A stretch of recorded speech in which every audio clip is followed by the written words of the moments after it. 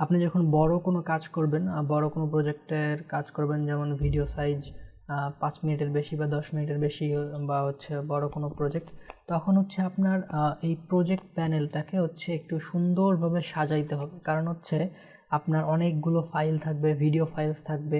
ওই ফাইলসগুলোকে আপনি হচ্ছে এরকমভাবে হিজিবিজি করে রাখলে তো আপনি সহজে খুঁজে পাবেন না আসলে কোথায় কোনটা রাখছেন বা কখন কোনো প্রয়োজন হতে পারে। সো এই বিষয়টা হচ্ছে করার জন্য আমরা এইটাকে আর একটু সরিয়ে নেই। সরিয়ে নেওয়ার পর এটাকে সুন্দরভাবে সাজাবো। সাজানোর জন্য আমরা ফোল্ডার আকারে ক্রিয়েট করে নিব। যেমন এইখানে দেখতে পাচ্ছেন যে নিউ বিন নামে একটা অপশন রয়েছে। এইখানে বিনে চাপ দিবেন। চাপ দেওয়ার পর আমাদের একটা ফোল্ডার ক্রিয়েট হবে। যেমন হচ্ছে আমি এখানে দিচ্ছি হচ্ছে ভিডিওস। এইখানে হচ্ছে আমি সব ভিডিওগুলো রাখবো। দেন এখানে আরেকবার চাপ দিব। চাপ দেওয়ার পর এখানে হচ্ছে ফটোস। এখানে আমি সব ফটোগুলো রাখবো। দেন হচ্ছে তারপর এইখানে আরেকবার চাপ দিব। তারপর হচ্ছে আমাদের লোগোর জন্য আলাদা অপশন রাখবো। তারপর হচ্ছে মিউজিক যে অ্যাড করবো, এই মিউজিকের জন্য আলাদা অপশন। দেন এখানে দেখতে পাচ্ছেন যে ফোল্ডারের ভিতরে চলে গেছে। দেন আমি একটু নিচে নিয়ে আসি। দেন এখন হচ্ছে বাইরে আছে। দেন আমি হচ্ছে কি দিব, ভিতরে চলে গেছে। ওকে। দেন হচ্ছে আমি ইফেক্টস যোগ করবো। আমার ভিডিওর মধ্যে কিছু ইফেক্টস দেওয়া লাগবে।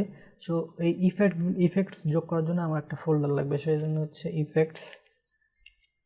ইফেক্টস নামে একটা ফোল্ডার হবে।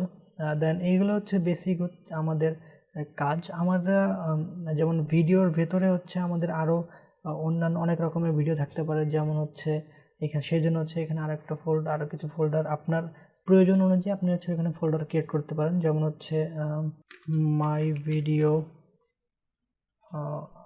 আবার হচ্ছে আপনি আরেকটা ফোল্ডার রাখতে পারেন। এর ভিতরেই আরও অনেক ফোল্ডার এইভাবে চাইলে আপনি ক্রিয়েট করতে পারেন। দেন এইখানে হচ্ছে আপনি ফাইলগুলো রাখতে পারেন। ফাইল রাখার জন্য হচ্ছে আপনাকে জাস্ট এইখানে সিলেক্ট করতে হবে। সিলেক্ট করার পর এটাকে ড্র্যাগ অ্যান্ড ড্রপ করে এখানে জাস্ট ছেড়ে দিতে হবে। এখানে ছেড়ে দিতে হবে। আর আরেকটা ফোল্ডার ক্রিয়েট করবেন যেটা হচ্ছে ফাইনাল ডিজাইনের ফাইনাল ফাইল। দেন এইটার জন্য হচ্ছে আপনাকে এই লেয়ারটাকে, এই ফাইলটাকে জাস্ট হচ্ছে ওইখানে রাখবেন।